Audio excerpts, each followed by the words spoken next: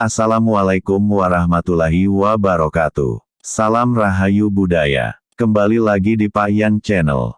Pak Yan akan mengisahkan perjalanan hidup para wali Allah, dengan mengambil cerita, perjalanan Pangeran Yerboyo atau Sunan Terboyo atau Suro Hadimenggolo.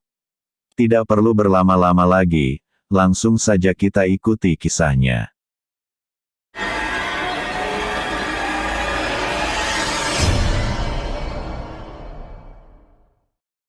Sebelumnya jangan lupa aktifkan tombol subscribe dan loncengnya untuk mendukung, agar channel Pak Yan bisa berkembang.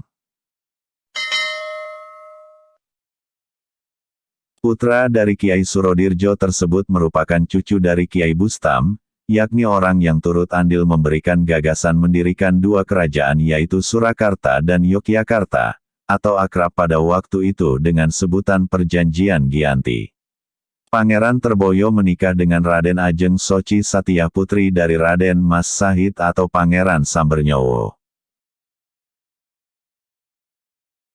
Silsilah anak keturunan dari Pangeran Terboyo dan Raden Ajeng Soci Satya adalah 1. Raden Ajeng Notodiwiryo atau Suminah, Pekalongan. 2. Raden Mas Haji Moh Sujak, Semarang. 3. Raden Mas Aryo Adipati Noto Diningrat atau Moh Saleh, Lasem. 4. Raden Ajeng Grako atau Raden Adi Sumilah. 5. Raden Mas Tumenggung Aryo Suryonagoro, Sumenep. 6. Raden Mas Judoamidarmo atau Sukur. 7. Raden Ajeng Surjowinoto, Banyumas. 8. Raden Mas Aryo Adipati Condro Diningrat, Rembang. 9. Raden Mas Aryo Surjokusumo, Semarang. 10.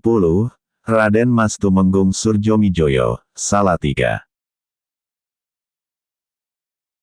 Sepeninggal Ki Pandanaran, Semarang mengalami beberapa kali periode pemerintahan. Di antara kerajaan-kerajaan yang pernah menguasai Semarang adalah Pajang dan Mataram. Salah satu periode yang cukup ikonik adalah pada masa kekuasaan VOC. Pada periode terjajah inilah fungsi Semarang sebagai sebuah kota yang berubah total sebagai kota pertahanan dan perdagangan dengan dibangunnya pelabuhan besar, jalan raya, rel kereta api, dan bangunan bergaya Eropa. Sejak kepemimpinan Ki Ageng Pandanaran dahulu, Semarang adalah salah satu kota pusat penyebaran ajaran-ajaran Islam, karena itulah banyak masyarakat dari luar berbondong-bondong ke Semarang saat itu.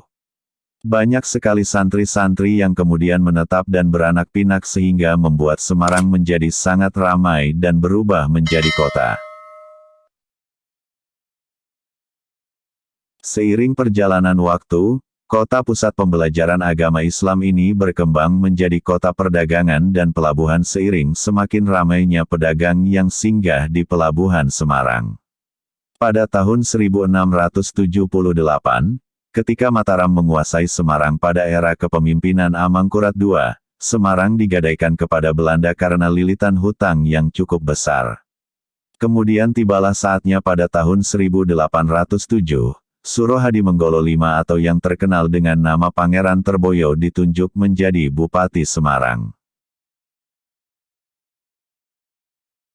Sebelumnya Semarang telah dirubah fungsinya oleh Belanda menjadi kota pertahanan militer dan perdagangan atas dasar perjanjian dengan Pakubuwono I karena letaknya yang sangat strategis.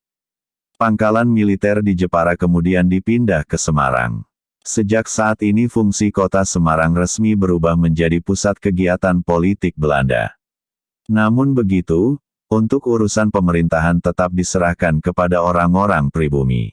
Kanjeng Adipati Terboyo adalah Bupati Semarang yang ke-23 yang menjabat pada tahun 1807 sampai 1821. Pangeran Terboyo adalah salah satu putra Keraton Surakarta, dia anak dari Kiai Surodirjo dan merupakan cucu dari Kiai Bustam yang memiliki andil dalam memberikan gagasan memisahkan Mataram menjadi dua kerajaan, yakni Surakarta dan Yogyakarta melalui Perjanjian Giyanti yang terkenal itu. Istri Pangeran Terboyo adalah putri dari Pangeran Sambernyowo yang juga tokoh pejuang yang gigih melawan penjajah.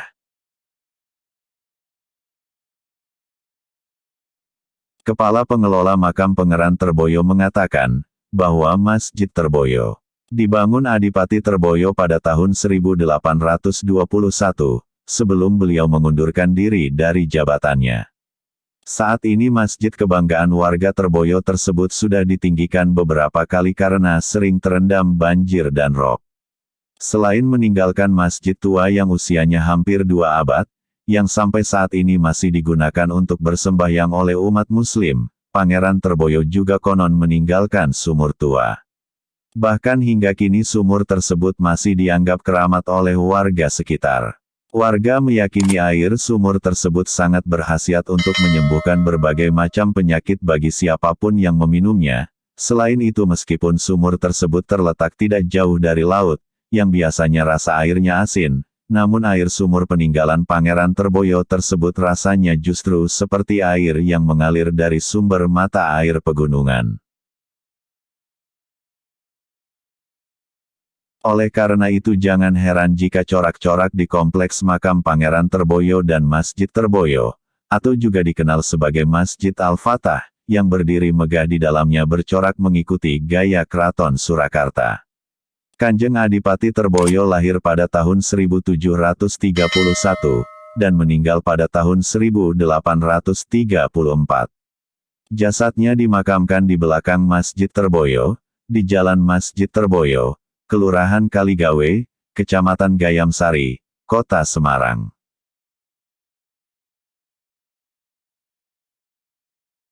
Demikian sekilas cerita tentang perjalanan Pangeran Yerboyo atau Sunan Terboyo atau Suro Hadimenggolo. Wassalamualaikum warahmatullahi wabarakatuh.